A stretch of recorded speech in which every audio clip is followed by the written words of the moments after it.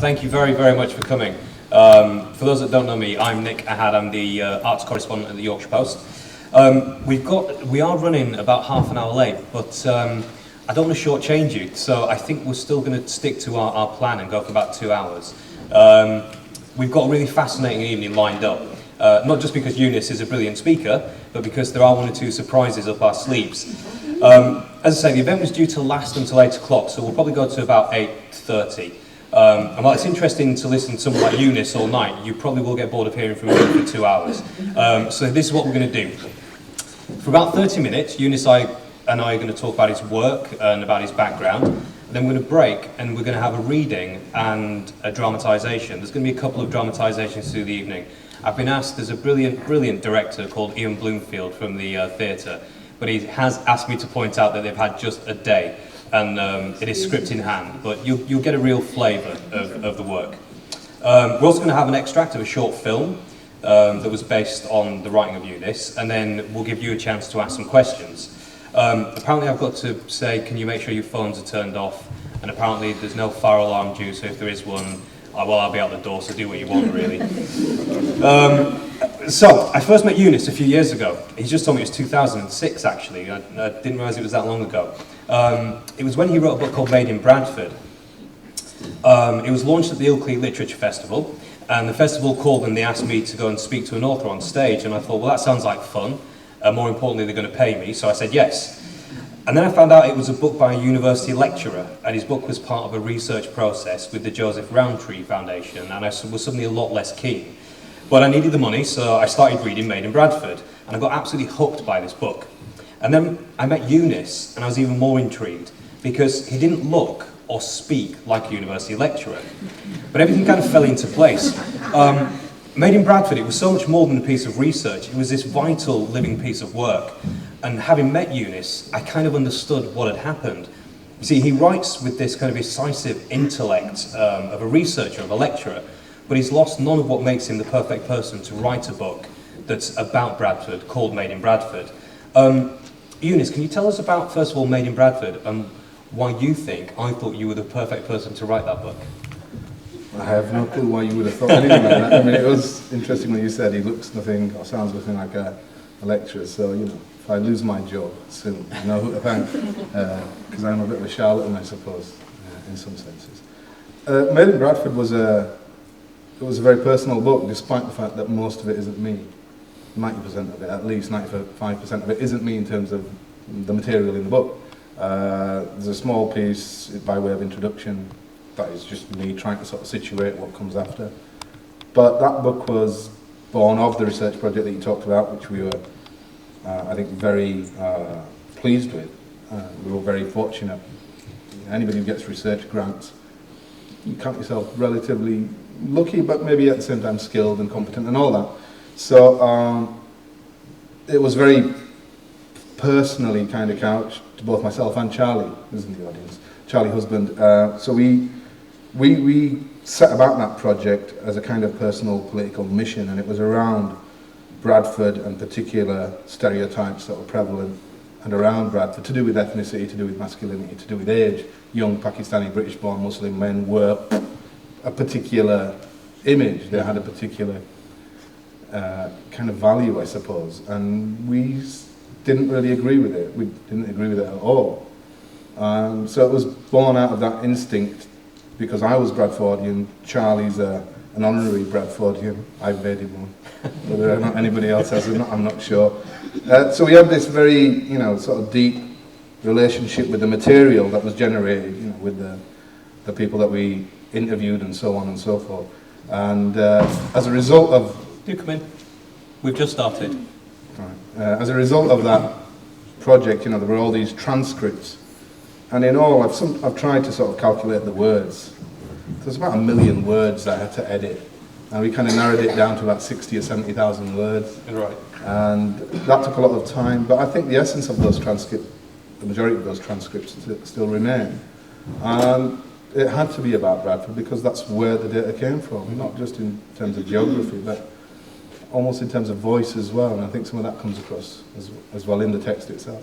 Very much. It's the thing that amazed me, and we're here obviously to celebrate the launch of Red Laal, which is Eunice's most recent novel published by Roots, who are fantastic Yorkshire publishers. But the reason Made in Bradford is relevant is that the voices that came through were incredibly powerful. They were very visceral and very real. And I think, for me, Eunice, what struck me was that even though you do have this intellect that allows you to kind of create that research and pull it together as an edited piece, it's got this really strong voice. Tell me about kind of shifting between the two worlds of I suppose, the intellectual higher education world that you live in, and then getting access to those young Pakistani boys that you talk to. I try to, when I'm interested in writing academic pieces, but invariably, I work a lot with Charlie, and I'm always impressed by his skills of diplomacy. When it comes to him telling me that, you know, this is shit, or this isn't particularly wonderful, he would never say that, and I don't think he always necessarily believes that, but he has a very nice way of tempering and kind of helping me modify my language to... Actually, that's unfair. Charlie never does that. I feel quite self-conscious about the fact that, you know, even in my academic work, I try to maintain a sense of my voice, and every now and then I do let creative license into that world, which is, I think some of that is actually breaking down as well. You know, where academic reading is supposed to be dry, I don't think that is true anymore. So it does kind of blend in a little bit. The other thing, that's in terms of style or voice, I suppose. The really nice thing, I think I'm quite privileged and fortunate, is that I can, what I've done in hindsight is, even when I've done empirical social research and I've gone out and interviewed people, some of the stuff that I've generated or helped generate through talking to people, in one way or another, I've found, looking back, that I've actually translated and interpreted that into fiction. So there's one example of one of my favourite short stories. I mean, I have a strange relationship with my own work, but I wrote this short story called Taxi Driver, and I think that was published by Root, I'm not sure when, but it was in one of our anthologies. And I like that story, and there are moments in that story that are basically plagiarised from conversations I've had with people.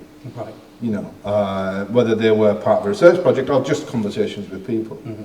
And I've no problem with that, because that is what authors do, that is what writers do. I think I've mentioned it before in another sort of context, but John Updike once said, my intention when I come to writing, to reading other people's work, is not to really admire, but it is to steal, you know, it is to kind of take ideas.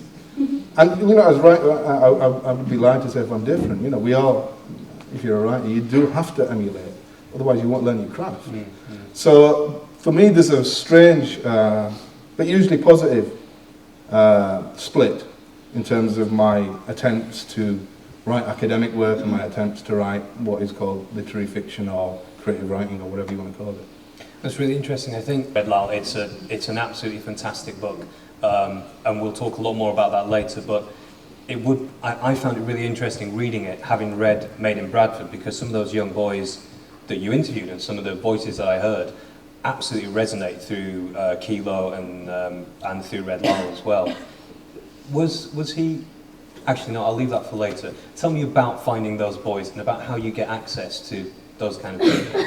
The very fact that you are able to go and speak to people. Well, I don't want to be stereotypical, but on the street. No, well, you do that all the time, don't you? I mean, if you live in Bradford, I think you'd be surprised. You have opportunity to meet people all the time. I mean, in terms of that research project, you know, that was part and parcel of the methodology. I had to go and, in some cases, talk to strangers. You know, I remember getting my car MOT'd once. And, there's a young lad getting his souped up, you know, whatever it was, MOT'd as well, and we just started talking.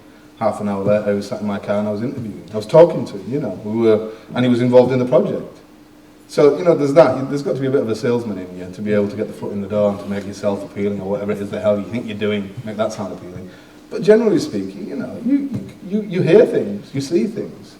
And that's the other sort of task of the writer, you know. If you're a writer of fiction, you eavesdrop, you listen, you watch, you observe, and you make mental notes or you make written notes in some cases. So you're constantly vigilant for material. So beware, all of you. I'll be writing about you soon. I'm aware there are some creative writing students who I met the other week, and I think that's a great note actually. It's about listening, and clearly some of the interviews that you got from Made in Bradford, wasn't the one that you got at Leeds Road Fisheries as well?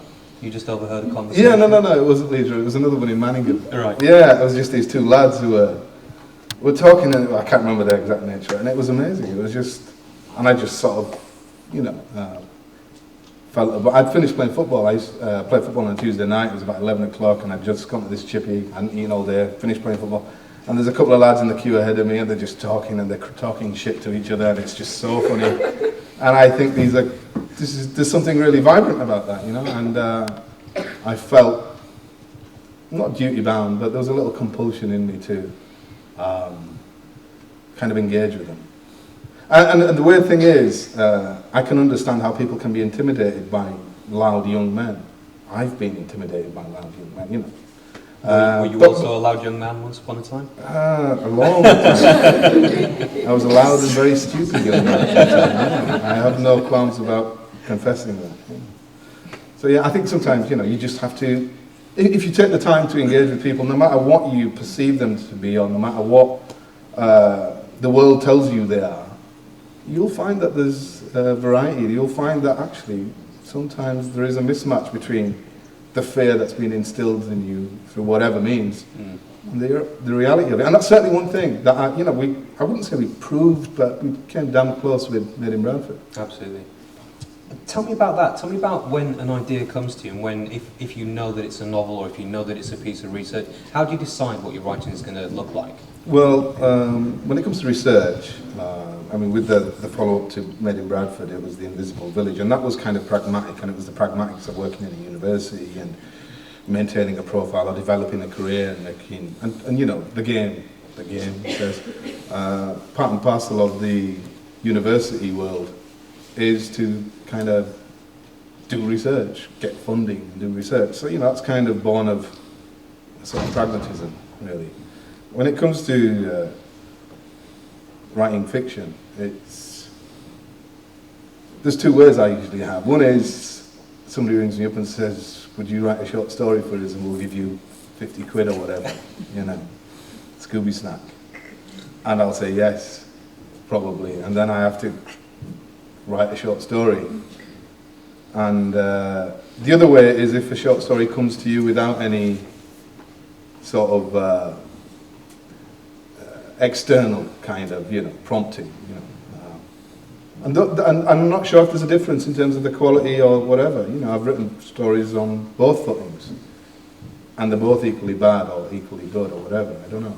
Oh, that's interesting. So you don't really draw a distinction between putting food on the table and the muse arriving for you? No, in terms of the output, in terms of producing something. No, I think the muse is nice to have if it's with you all the time, but it never is. I find as you get older, less so. It becomes quite blurred in the distance somewhere. So get it done while you're young, basically. Yeah, well, yes and no. I think as you mature, you've obviously lived longer, you see more, you have a slightly more mellow disposition. There's an interesting thing about Kilo and Red Laal, because they're both told from the perspective of this one central character, this Khalil or Kilo character, and it's because I've matured that he's matured. There's no two ways about that. And I think as you get older, you learn to, I guess, be a little less angry, to be a little less self-indulgent, I hope. Kilo is a fascinating character. He's this kind of mixed bag of contradictions, and we'll talk a bit more about him. But again, I want to kind of keep charting the journey. Tell me about your first novel, Annie Potts is Dead. It featured, if I'm correct, I must confess I've not read this, Amy, a young man trapped in his life in Bradford who wants to be a writer. Eunice, where did you get the inspiration for that guy? Right, well, there is a prize draw for answers on that, so if you want to guess, be my guest. It was my first novel. It wasn't my first novel, it was my first published novel. And at that time I was very, very unbelievably hungry as a writer. I used to turn out a draft every sort of 3 months. I just used to write incessantly, and I was just kind of possessed by the bloody thing. It was ridiculous. And the truth of the matter is, nearly all of it was shit. You know, when you start writing, you write a lot of crap. To get to the good stuff, you know, you have to evacuate that. I find, maybe some people are born good, but I found myself exercising all the time. I was just writing stuff for the sake of it, and just defining the voice is what the literature about writing says. You know, I was finding this voice. And one of these books was about this guy who's a wannabe writer, and I was a wannabe writer. And this guy gets rejected, and I was rejected from publication. And then he kind of sets about a series of events which ultimately result in him becoming a successful writer. I didn't do that because it involved murder, so it wasn't me. But that's what I wanted. It was really weird. So that was very autobiographical. I mean, it was fictionalized autobiography, I would say. But yeah, it was a fascinating experience being published. It was such a high to be published. It was amazing. I really like that book. That's my favourite book. I mean, it's flawed to hell. There's all sorts of small issues that I know are there. I mean, other people may not. But I really like the book because I've had the strongest reactions from it. People have nearly attacked me because of that book. And that's a good thing, because they were so drawn into the narrative and into the story that they felt betrayed by the end.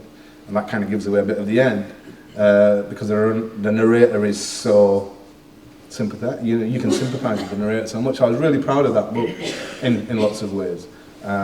And that was, 1998, I think it was. Wow. So, I'm averaging one every 4 years or something, which is probably too long to call myself a writer.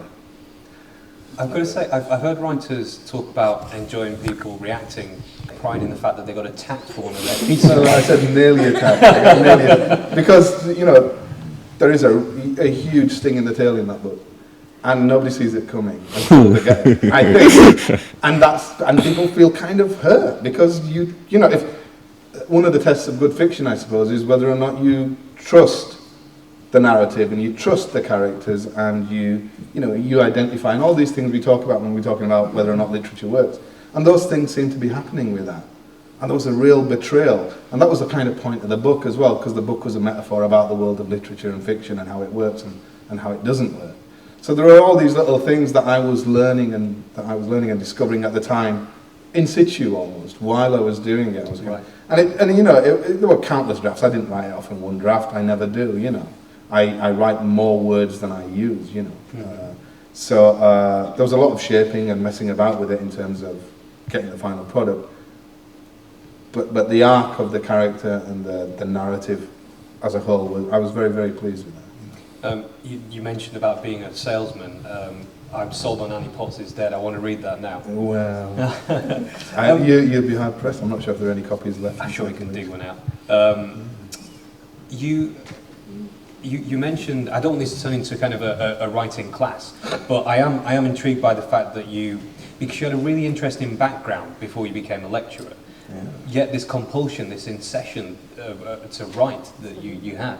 Where on earth did that come from? I don't know. I'm not sure if I can put my finger on it. When I was at school, when I was at sort of primary school, middle school, I enjoyed English. And in those days, back in the old days, the days before whiteboards and electronic things, we didn't have quite slates and chalk, but it was never. I used to enjoy things like comprehension and language and syntax. We learnt about those things in English, and it was very enjoyable to me, and I always used to enjoy that, and I used to be praised, I suppose, about my work when it came to writing short stories or whatever, when the teacher set you a task. So, there was that, and then for a long time it wasn't there. It wasn't there for a couple of decades at least. And it actually restarted, it was kick-started by education. When I was in my late 20s, I went back to, I'd never been to university in the first place, but I decided I wanted to do a degree, and I did an access course and they sort of insisted that you word processed your work, and I'd never even seen a word processor. So what I started doing was just typing nonsense on this word processor that I'd bought, just to help me type better, to be a better, quicker typer, typist. So that's where it came from, and I found myself writing these peculiar little ditties about things, and events, and about people I knew, and just kind of just exaggerating things. So that's where it came from. It was something that was buried and hidden, and then it was dug out again, purely by coincidence, purely by accident. Wow. If I hadn't gone to college and then university, it wouldn't have happened. So how about now then? What makes you sit down and write in a morning? What makes you keep telling the story of Red Laal and Kilo? Nothing. I haven't written anything for a while. So that thing about the muse, Right. It's kind of deserted me for a while. I haven't written anything creative or fictional for a while. I've had a couple of ideas, and I have got a couple of ideas, but life's too short to spend your time locked in your room, staring at a keyboard or a screen, and then trying to write stuff that really, in the scheme of things, doesn't mean that much. Really, doesn't. Live your lives, kids. You're supposed to be selling the book, Eunice. No. I mean, that's my sort of disposition towards writing.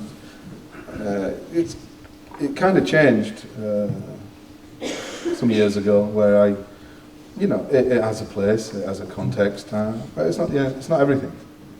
Sorry. We will. I keep saying this. I promise we are going to come on to Red Laal, but Red Laal tells the story of Khalil, and we first met Khalil in Kilo. Tell us a bit about. Actually, that's going to get confusing for people. Just tell us about Kilo. It's a story about a young kid who grows up to be, is a nice young kid, essentially. His father is his world, and then, for whatever reasons, he changes, and he ends up selling drugs. That's all you need to know, really. And that's what Kilo's about. A young kid. The reason Kilo came about was because, again, that was kind of a political thing for me, personal thing. I wasn't sick of it, but I was fascinated at once, and sometimes bored by the rhetoric and the discourse around drug dealers. And they were always painted in such a one-dimensional way, evil perpetrators of, poison and all that kind of stuff. And I thought, well, first of all, instinctively, I felt that there's got to be more to it than that. And second of all, not that I say this with no kind of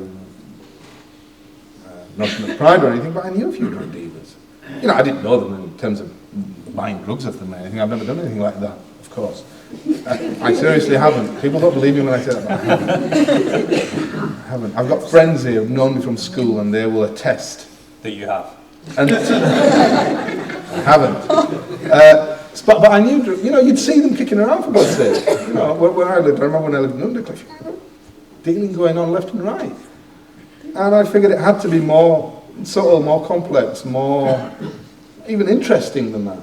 So that's where that came about. That's where that book came about. And it meant quite a bit of research, a lot of talking to people about, how do you actually go about. So I learnt about the drugs trade through talking to people who were drugs dealers, reformed drug dealers, or whatever. The tale itself is a very, in my defence, and again I say this because I've had people say to me, it's a very negative book about Bradford. It portrays us Asians in a very bad light and all that. And I'm like, piss off, I'm not a community representative. That's not my job. And secondly, I don't agree with that sort of opinion. I think it's a very positive book. The character himself is very positive about Bradford. The character himself is morally, I would argue, although it sort of fluctuates in terms of moral sort of ambiguity, I like to think actually he's a very morally centred character, certainly by the end of the book, and that's something that I think continues through into this book. Shh, stop spoiling all my questions. Okay. It is fascinating that, because it's one thing to hear a couple of boys who sound like idiots in a fish shop and saying, "Can I talk to you?" I imagine it's a completely different world to say, how you're a drug dealer, can I talk to you? Yeah. How do you do that? Well, you don't do that. I mean, it's not because of that. I mean, you do it sometimes on the sly. You know, I'm not sure what the ethical implications of that are. But you do it in conversation. You know, you meet people, and sometimes you don't even need to ask them if they're drug dealers. You know, and I'm not saying that the world is peppered with, you know, my world, Bradford certainly isn't. But you know, when you come across interesting characters, they're the ones who stick in your mind, and they're the ones that you can mess with. They're the ones that you can turn, exaggerate, spoil, besmirch, whatever. Hopefully weave them into a narrative and maybe make your writing a bit more interesting, because that's what writing's about. You know, it is about characters in particular conflicts and how they're resolved. I've got to say that while the level, I can understand the way you explore the character makes it far more interesting than that. And I want to kind of explore that more, but shall we have a bit of a reading and actually meet Khalil? Yeah, okay. I've been calling her that since we got back from Pakistan. It wound her up some chronic. She reckoned it made us both sound like a pair of old fogies. Wife. Do you know what I mean? The missus. Yeah? Her indoors. Yeah? She had to stay low. For my sake as much as hers. Look, yeah, a couple of days, just a couple of days, a week could be better. I'll call after things blow over. She didn't want to hear any of that. Nah. She had to know. Was in need of answers. Anything that would explain what the hell was happening and what I'd done. She blubbered. Yeah, she did. She sobbed. Confused. And still scared shitless. I'm here. I'm with you. You're safe. Safe! I got angry. Too angry. I lost my ragsum.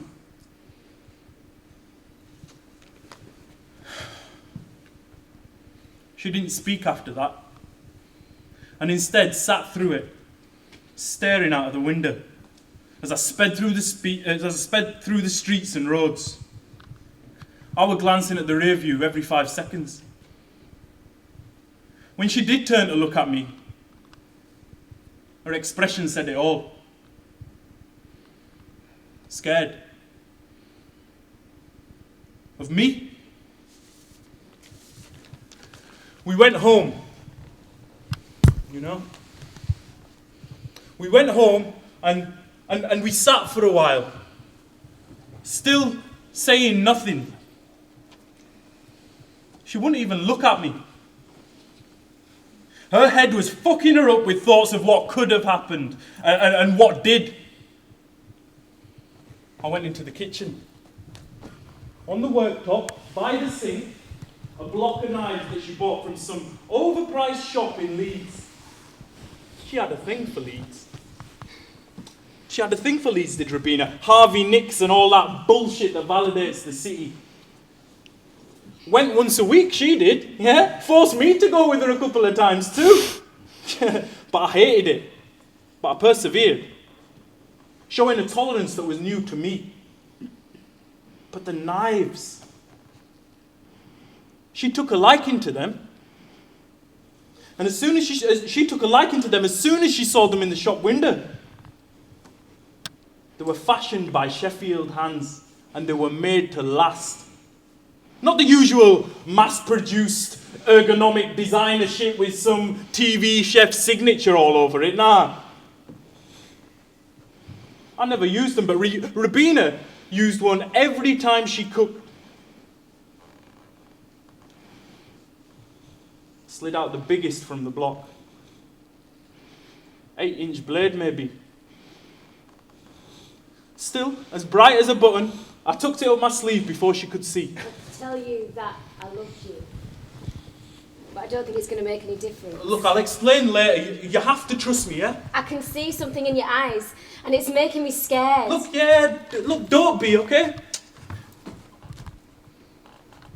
You promised me we'd be together. You promised me you'd be honest with us. Look, we can talk later, Rabina, all right? Look, we can talk later. We have to leave.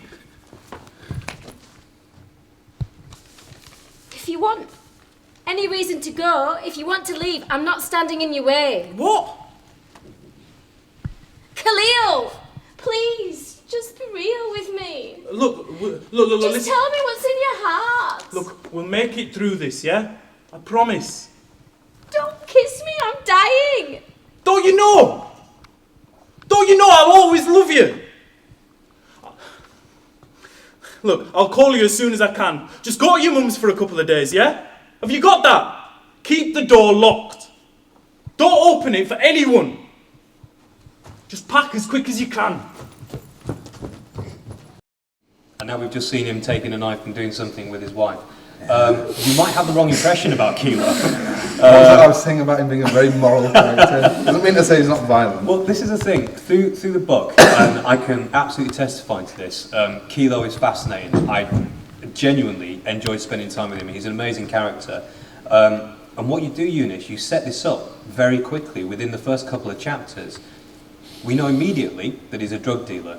But then he does something where you can kind of understand that he sees himself as the hero of this story. Do you want to tell the audience what happens there with Sean's daughter? With Sean, yeah. I mean, it's kind of an important element of the story in terms of what the broader story is about. The broader story is about, I guess, heritage or lineage or ancestry and parents, really. So a dude turns up to his door, taxi driver, middle-aged, 50s maybe, 40s, 50s, and Kilo doesn't know him, and the man wants him to help him. This taxi driver wants Kilo to help him, and it's before the scene that I just read, you know, where he beats this character Bugs up. And what Kilo does is agrees to help this guy, but only as partly as a sense of duty, but partly as a kind of recompense, because this guy gives him information which is completely new and sort of blows his mind for the rest of the book, and partly because he sees it as a kind of an honourable thing to do, I suppose. So that's what happens. The taxi driver has a daughter, very young, and she's been snared by this character Bugs, and then the taxi driver asks him to get her back. It's a tricky one, isn't it? The book's officially launched tonight, and obviously it's premiered tonight. I think if the language is. Coming to that, there are lots of, frankly, well, the word is, in the literal sense, incredible events that happen through the book. Some really nasty things happen, and you haven't read the end yet, have you? I'm 50 pages off the finish. Yeah. Reserve judgment. Does it get nastier? Well, there are lots of events that you kind of go, well, I feel like I know this happens in Bradford, but does it really happen? Tell me how far you're pushing the envelope with fiction and how much of it you think may actually happen. Yeah, well, lying is my license. You know, that's what you do as a writer. You are. That's your training. That's what you're supposed to do. Mm. That's not to say that none of it's, you know, it just comes out of nowhere. Yeah, of course, you hear stories. And some of them are real, you know, the real. I try not to kind of detune myself from reality. You know, when you hear of people being found chopped up and that sort of thing, it is a reality. It's not an everyday occurrence by any stretch of the imagination. Mm. But, you know, when you read a book, you have to, when you write a book, you have to, while try to ensure that the reader's prepared to suspend their disbelief, it is a hazard whereby your book somehow becomes a measurement of reality, and it's not intended to do that in many respects. Mm. So, you know, the violence is there, but it's compressed, and it's there for effect, and it's there for raising or lowering of tension and resolution, and all those kind of technical aspects of what ought to be in this genre of writing, whatever this genre of writing is. Right. So, yeah, some of it is. I mean, people have told me stuff that they've seen with their own eyes, and it's remarkable. You know, and it's not just the violence. You know, towards the end, there's a kind of, well, actually, not towards the end, but sporadically, there are references to politics. I'm just talking about politics. Yeah, you know, yeah. and how do you weave that into a book about Bradford and drug dealers? Well, you know, I think it kind of works. You know, particularly toward the end, there's a scene where there's a large sort of function, and there are these characters who could be plucked out of any rotten borough, not just Bradford, you know, any council across the land. And that's what you do, you know, that's what you do. You kind of move these figures around like, or try to, you know, move them around like pieces on a chessboard or something. Or draft board in my case. Let's keep it real, to be honest. This is quite indulgent of me. One of the things that happened, particularly that scene where that you read, where Kilo beat somebody up, reading it for me was a really kind of visceral experience, and I kind of I just raced along with those chapters, and the violence, there's no getting away from it. It makes your heart pump, and it's just thrilling to read. Is it as thrilling to write that kind of stuff? In all honesty, probably not, because what you read is the effect is the product of many drafts. So it's probably quite thrilling as you're writing it, as you're throwing it down, as you're mining that data, and you're kind of querying it, and you're just getting it out of your system. So it probably is enjoyable, I would say, at that stage. Then when it comes to kind of polishing it and ironing out rough edges and all that sort of stuff. Less so, because it's there. I mean, it may sound peculiar, and I know Ian's not going to like me for this. Ian's my publisher, by the way.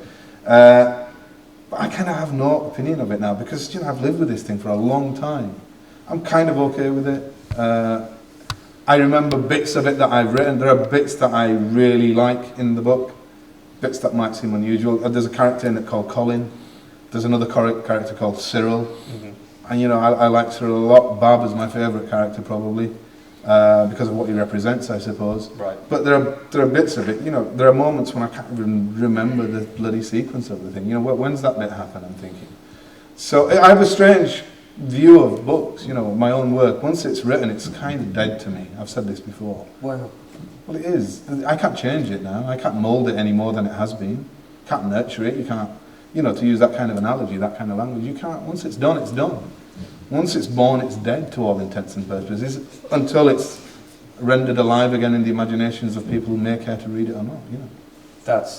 See, this is why I was quite happy to go for 2 hours. He's great, isn't he? Again, like I said, we'll have about half an hour for questions, and I know there's certainly one other writer in the audience, and I'm really interested to hear him talk to Eunice about that. Coming back to the story, excuse me, there are some nasty people in there. There are some interesting people. There's some really corrupt people.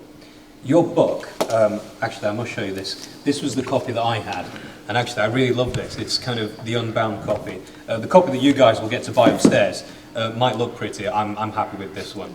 But clearly, that's an impressive piece of work. That's going to go out into the world, and it's going to take the story of Bradford. Now, I wonder if you feel any kind of sense of responsibility about the fact that you are telling the world, this is our Bradford. That's a huge responsibility, and I'm not prepared to take it. Because that's not what I'm doing. That's what you think I may be doing, and that's what people... I'm writing about one aspect, and it's mostly a criminal underworld. Now, to conflate that with the mainstream Bradford that we all know and love is morally problematic. I think it's, as a matter of accuracy, it's problematic. That's not what I'm doing. I agree with you, but we're Bradfordians in this room. I'm from Keighley, or K-Town, as some of the characters in the book call it, which I've never called it, by the way. It was only somebody from Keighley who called it K-Town, and they called Bradford Beeford. So knock yourselves out. There are some idiots out there. But the point is, in this room, where I certainly hope we're very proud Bradfordians, but the book won't just exist in this room. It will go out, and the nationals will as I've said, my kind of, I've had. It was interesting to me. Somebody who I read an article. It was actually an academic book, and this writer had cited Kilo. Right, cited Kilo left and right, and this is clearly emblematic of what's going on in Bradford. And I thought, you know what? This is bollocks. I've written a book. I've edited a book, and I've written stuff that is much more in tune with an academic usage, and yet that person chose to use a piece of fiction to somehow represent reality. So people are going to do all sorts of things, and they have done. One of the trigger points in Kilo, I'll give you a more concrete example perhaps, is that Kilo's he leaves home. He just jettisons his family, his father, his mother, because his dad wants him to marry a girl from Pakistan, a young woman from Pakistan, who actually reappears in this book. His dad wants to force him into a marriage, right? Kilo buggers off. I'm not having this, I'm going. I had a journalist, one of your kin, We're not on the same platforms. right, who gave me this shit. The book's based on an arranged marriage gone wrong. I'm like, if you want to start off with that presumption, then there's nothing I can do, right? Whether I write or, mime it for you, nothing I can do will change your presumptions. I mean, I did set him right. I said, actually, you're wrong. It's not an arranged marriage. It was a forced marriage. So people will have preconceptions in their minds before they read this. Some of them may be reaffirmed, but I would argue that they're using the wrong evidence. In some cases, I do also understand that, literary works can be used as evidence, and they indeed are. I mean, that's part of my academic interest. I'm very interested in sort of post-colonial literature and what that means and what it evidences. But I think, as a writer, it's, you've got to learn to let go. And as I've said, I'm more than happy to always engage with people if they want to sort of discuss or talk about what they think's going on in a piece of work and whether or not it signifies something about a reality and the extent to which it does that. But I have a kind of fairly clear line in my mind which says, this is fiction written in a sort of social realist style. No getting away from that. I try to depict some degree of accuracy, but it is of a subculture, it is of a minority culture, it is of a criminal underbelly. Mm-hmm. So when we talk about London, statistically there's more crime and criminality going on in London than there is probably anywhere else in the UK, right? Yep. But London does not have that reputation, That's fair. by and large. And I think it'd be unfair to start kind of drawing too much out of a book and then kind of branding a city as what the book aims to represent or perpetuate. I completely agree, and I'm glad that you wrote it. I'm glad it exists. Coming back to Kilo, the voice it's written in the first person, and the voice is incredibly strong. You feel from the first page that you know this guy, and you're with him on the journey. I hope you don't mind me saying, but you're a man of a certain age. I think you're probably older than Kilo. Oh yes, old enough to be his dad, probably. How do you get into his head? How do you get into his mind? I have no clue. I don't know. I don't think he's a real person. I'm not sure. He's what, maybe 30 now, late 20s, 30. Mm-hmm. I'm substantially older, as I'm sure you can all tell. And I think it's just fine. It's that weird notion we have of finding a voice and then sort of developing it. I think it's that the voice is incredibly strong, and even in that little extract that you read, the thing about having the fish and chips and even the vernacular, it's really there. I mean, I'm not sure. I don't think that is me. I don't think I actually am like that. I could be wrong. People may tell me otherwise. But it's what we do. There's part of it's almost like what Ian's people were doing. You get into a character and you find a balance. You find a voice. I'm not sure if it's the same as acting. Getting into a character, but you have to. I write in a particular frame of mind when I'm writing Kilo. It's not like I go into some trance state or anything like that. It's just that I have to be regularly monitoring and checking myself in terms of what's coming on the screen, in terms of what's being produced, and sometimes you have to take out the inconsistencies. Well, it's really interesting. So you're not a method writer, but you kind of I don't know find what that him means. up there. Yeah. You find it and then you kind of run with it. Well, that's what I do. Run with it. I mean, some of the other stuff that I've read, the short stories or the other stuff. There's variance in the character. I think. I think there's an interesting. I would argue there is a maturity in Kilo's voice now compared to when there was 10 years ago. Well, tell me, before we'll have another reading, and I want to really mine this book. But tell me about, you'd written Kilo, a self-contained story, and then you decided to come back to him. Was it an itch that you had to scratch? Was he nagging away at you? I really don't know. I think this was in the early days. Originally, it wasn't Kilo. Originally, it was a story with a character called Dulla. Who still appears. Who appears as another character in this book. So, and it was a different plot. It was a different plot and a different sort of structure and a different point to that story. But it seemed to me that whatever I was writing seemed more suited to the world of Kilo, to Kilo World or whatever. You know, so that's why and it was lazy in a sense. You know, it was lazy writing in a sense that it was easier for me to write Kilo. I had this fully fleshed character. All I had to do was age him a bit, make him a bit more mature and mellow, possibly a bit more sensible, wiser, and equally stupid in some ways. Right. You know, he confesses that regularly. I'm such a dick. You know, Yeah. it's because I'm stupid or whatever. Yeah. When you write a novel, you're completely in control. You are. Other novelists have talked to me about it being the creator, the director. You put the camera where you want.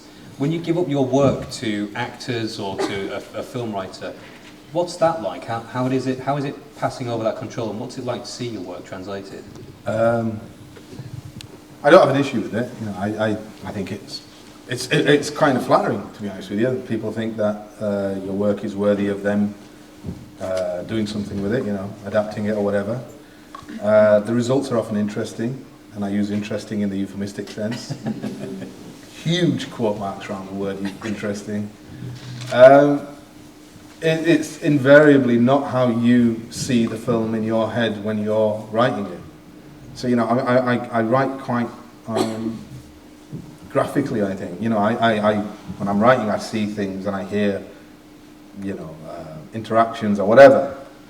And in a sense, you know, when you see a dramatization, it's not necessarily, it doesn't have to be a disappointment, and quite the opposite, you know. But it does sometimes provoke a reaction. You're very diplomatic. Yeah. I guess you don't need to rubbish anything. No. It's more about handing the creation on. I suppose. Yeah, the weird thing is with this film, which was made by Comma Films, and you know it's about 40 minutes long, and it was supposed to be 20 to start it off at or something, and I would have really, I enjoy cinema, I enjoy films a hell of a lot. And that's probably one of the things that influences my writing more than other writers, you know, the few sort of notable exceptions. So I would have really liked to have been involved, even just kind of as a bystander almost, as a critical friend or something. Right. But I wasn't, you know. Right. And as a result, you know, there were, what I would say, there are certain issues, and they're always going to be there, but that doesn't detract from the kind of product as a whole, because it's not your vision anymore. It's not mine anymore. What do you want me to do with it? You know, I'm talking about in the discourse of you give rights over to a production company to make a film out of it. Get on with it. You know, if you want me to be involved, brilliant. I'd love that. But I kind of have no rights to it at that point. So I'm quite okay with that. So you're not precious? No, not at all. I mean, I have my own taste when it comes to films. Right. So, you know, that becomes a different conversation then about whether or not a film is good or not. Right. Rather than, you know, me feeling all sort of forlorn about the fact that my work's been corrupted or whatever. You know, I don't really give a crap about that. Just give me the money. I don't just do it. Bread on the table, bread on the table. Yeah. That's what comes down. It's a fascinating world, and it's one that that in this room certainly will really recognise. There are some places that we were talking earlier. He talked about the Sweet Centre, and he describes it, and I'm basically there. And it's a Sweet Centre before it got refurbed, when the restaurant was downstairs, and it's just so vivid and so alive for Bradfordians.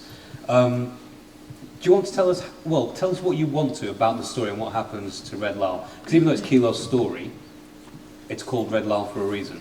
Well, it is the kind of, in the original drafts, it might make it more helpful. He was the stereotypical Mr. Big, you know, he's that character. He's the guy who kind of pulls all the strings and does all that sort of thing. And he's he's on Kilo's sort of radar, but only as a kind of a name. He's not somebody you would ever meet. But through one event and another, it turns out that actually Kilo shares quite a lot with Red Laal in terms of his old man, Kilo's dad, who in this book is dead. I think he died in the last book. shows you what I know about my own work. But yeah, I think, and the story sort of takes place in 3 different ways. One is the here and now, one is in Pakistan, and one is a kind of a backstory of Britain in the 1970s when Kilo's dad and this Red Laal character first, late 60s, 70s, came to Britain. And there was a kind of relationship between Kilo's dad and this guy, a business relationship, a friendship relationship, and it kind of went sour. And then there is this other backstory about events happening in Pakistan before Kilo was born and when Kilo was born, and the role of Red Laal is key in terms of Kilo being who he is now. And that's not just him being in Britain, but that's him being his father's son. That's him being, in some ways, a drug dealer.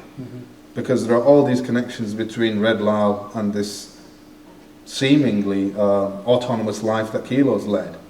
So there's a lot suggested about the amount of control that this guy has, and there is control that is kind of imposed retrospectively on the last book as well. Right. So there are things that are revealed about the last narrative in this book, in terms of who is Red Laal and what's he been doing and how's he been influencing Kilo's life. But you don't have to have read Kilo to understand Red Laal. No, it's no, absolutely not all. a standalone piece. I think there's enough in it. The little extract that you just read was about it's about his Kilo's first trip to Pakistan. I know when I went to Bangladesh for the first time, reading that just took me back there in an instant. And there are several bits that I'm going to refer to. But you call Leeds Road the Bronx? I don't call it the Bronx. You do? I don't call it the I've Bronx. got it in front of me. I am quoting it. As other people call it the Bronx. It was news to me as well. I just thought it was so funny. They do. I mean, there are kids, younger people, shall I say, who refer to that as the Bronx. And there's probably a name for, Manningham or Munfer, West Bowling or whatever. I don't know. There is this sort of association and affiliation or a longing for some kind of identification with American culture. And that's kind of through the book as well, that. And I have to confess, I am a fan of American popular culture, generally speaking. But that appropriation takes place. People do that. People walk around with the fingers, do whatever they do with the thing. The West Side stuff and all that stuff. It's like, you live in Eton, kid, in a 3-bedroom semi-detached. You're not Tupac. You're never going to be too bloody pack either. So, But that's, to me, that's kind of amusing and ironic and culturally quite valuable, in terms of how people choose to envisage their lives and their identities and all that kind of stuff. Well, what it does for me, as I say, the arrival in Pakistan, the Bronx, Leeds Road, which I live just off, BRI is where, so you made fun of K-Town, and anyway. Made fun of K-Town.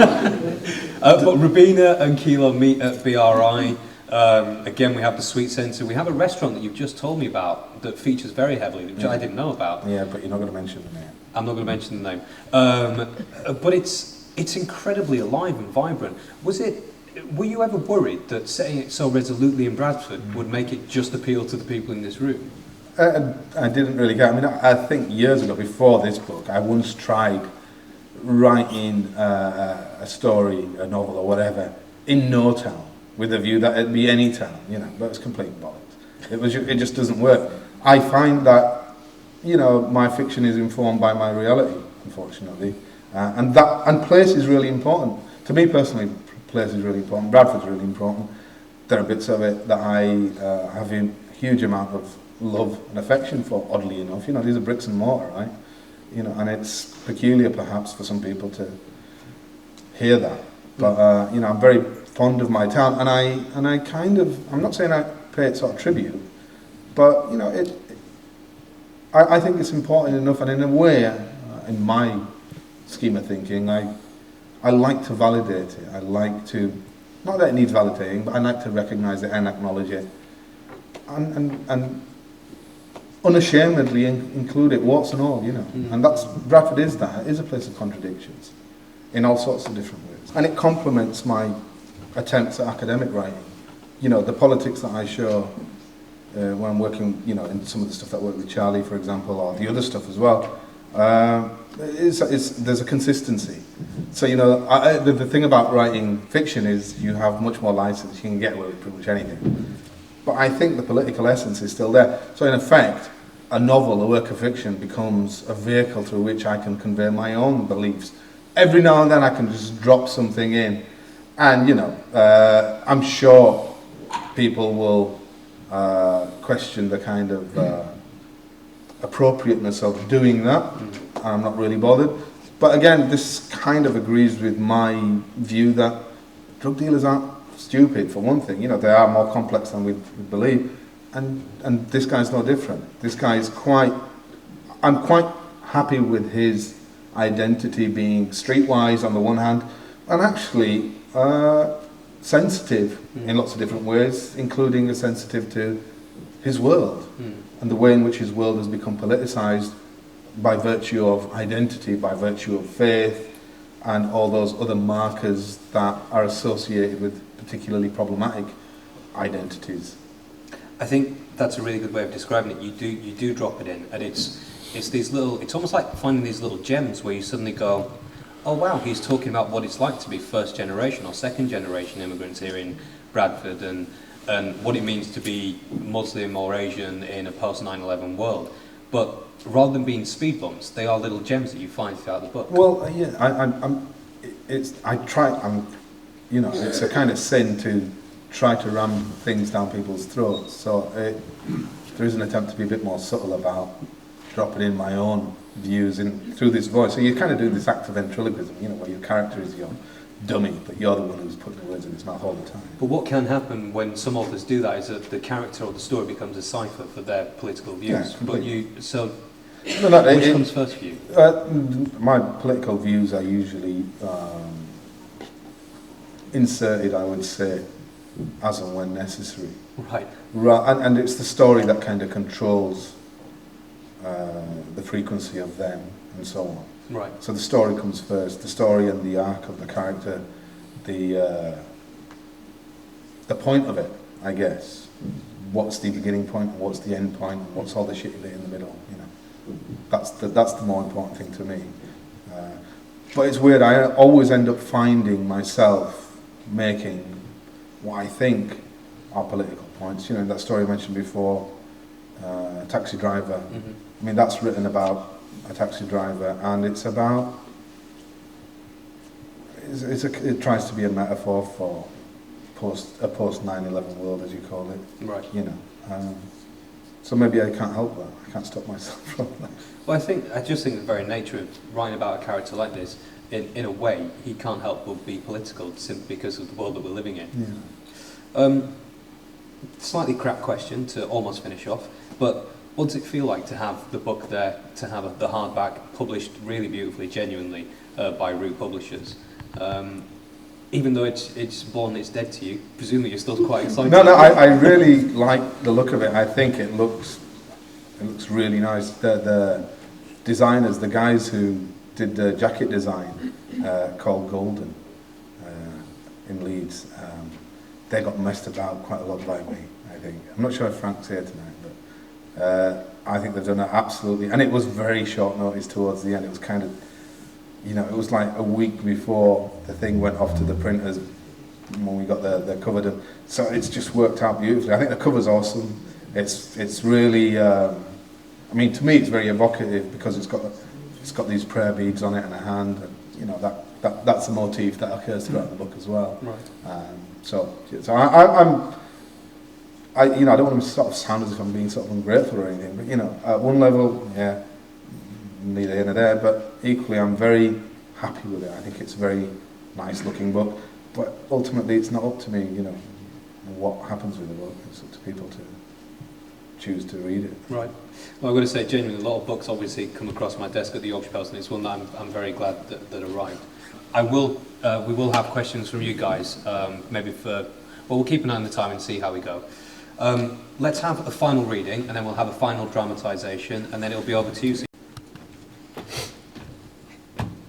Easy, bro. You should have said you were on foot patrol. I'd have picked you up, innit? How much for the ride, is he? Bad ride, this, innit? Yeah? Looks like a piece of shit Renault to me. Easy, man. Don't diss my ride, bro. How much? I'm asking 5. Easy, bro. I'm asking 5. For you without dealings and all that, I'd take 3, innit? I'll see you around, Izzy, yeah? Don't be like that. Give me your bid, innit? Has he got tax? 3 months on the screen. Long MOT. Cars sound, bro, no shit. It owes me like over £1,000, but I got my sub in the shop and it's rolling nice, innit? I need to get rid of this thing before I can cruise with a bit more pace and Listen, I'll give you a ton, yeah? And I want the CD you're listening to. We shook on the deal.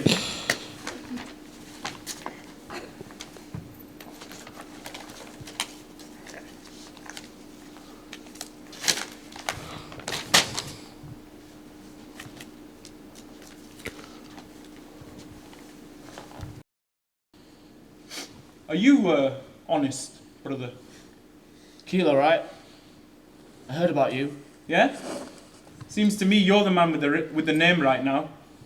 A lot of people interested in you, Barber. Maybe, but I've got protection. Yeah? How's that? The best kind. I got God on my side, brother. Turns out the story about the crackhead kid and a mother fucked with his process in a big way. For weeks after, he had this recurring dream where he saw hell with him in it. A devil shoving a red-hot pitchfork up his arse. Maybe it was guilt bleeding into his subconscious, but it forced home a truth. Dealing drugs was no life. Not a thing for a human to do, let alone get rich off or to be proud of. So he took to robbing dealers and giving it away. You're portraying an image of Bradford in this way that hopefully thousands of people are going to read. And how does that kind of influence you when you're writing the book? I mean, as I said when I responded to Nick, I don't feel particularly responsible in that I'm writing, my writing is an act of irresponsibility. I like to think that there's enough in the book for any reasonably intelligent reader to discern that by and large this is a book that is firstly fiction, secondly it's a book that is in large part, well actually not even in large part, but in small part, a small element of the book is about a drug dealer and the drugs underworld. And my dad wrote poetry and he wrote it in Urdu and Punjabi, and that, I mean, what I really liked about that, this was before I could read Urdu and Punjabi, and I can't read it particularly well now, by the way, but I was fascinated by the shapes of the text. It's a very beautiful, aesthetically very pleasing alphabet, and you know the combinations of the letters, and of course you know it's very similar to the text in the Quran in terms of the style and all the rest of it. The letters, the same Arabic derived alphabet.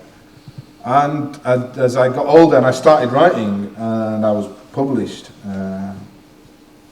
I had conversations with my dad about writing, because you know he was still writing poetry until he died really, and it became an interesting thing for sort of father and son to talk about. He read my first book and he thought it was quite funny in bits. So we talk about literature generally and its purpose and all that. But other than that, I didn't really understand his writing so much, and I'm not sure if he understood mine. But the sort of ethos and the practice of writing seemed to be quite. It wasn't just that it was common to us, but it seemed to be quite important to us. And I remember my dad being often very. I guess he sort of mentored me in some ways. I'm not sure if he knew he was doing that, but he talked to me about, how you have to have, in order to write about suffering, you have to have suffered. In order to write about pain, you have to have felt particular kinds of pain. And I'm not saying that I have done any of that, and I'm not saying whether I've disproved him or not. But that seemed to be quite important to me, that kind of mimesis that goes on, the fact that life and fiction, life and art are somehow linked. So my dad probably, more than anybody else, when I was at school, if you're lucky enough to have good teachers and get praised by your teachers, that usually motivates you.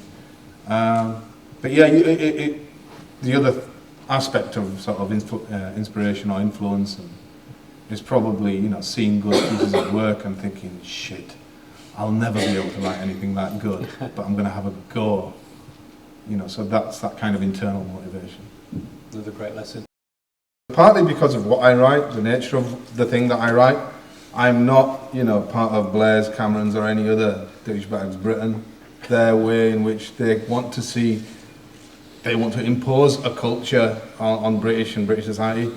More, in a way, more importantly and more concretely, I think I share quite a lot of that politics that you talked about, that we railed against, with my publisher. My publisher is I'm very proud of the fact that, you know, somebody who has a very solid, crystallized political heart, that is the thing that drives their books. You know, and I'm associated with that. So I think, you know, had I made other choices, you could argue that, you know, you're just another literary whore who's on there now, you know, and he's sort of, you know, selling himself, whatever. I'm not sure, I can't see myself ever becoming mainstream, either in terms of being published, you know, by Simon & Schuster or anything like that. And I can't see myself ever changing my personal politics outside of literature, and this trait I have of infusing, or trying to infuse, my literature with my personal politics. That seems to be either a very good or a very bad habit. I'm sure I'm not the only one who does it, but it's peculiar to me, from what I can tell. You know, that's the thing that makes my writing to me what it is. That's why I write what I write. Eunice is going to be signing some books in the cafe area right now. But for now, thank you very much, Eunice. Thank you.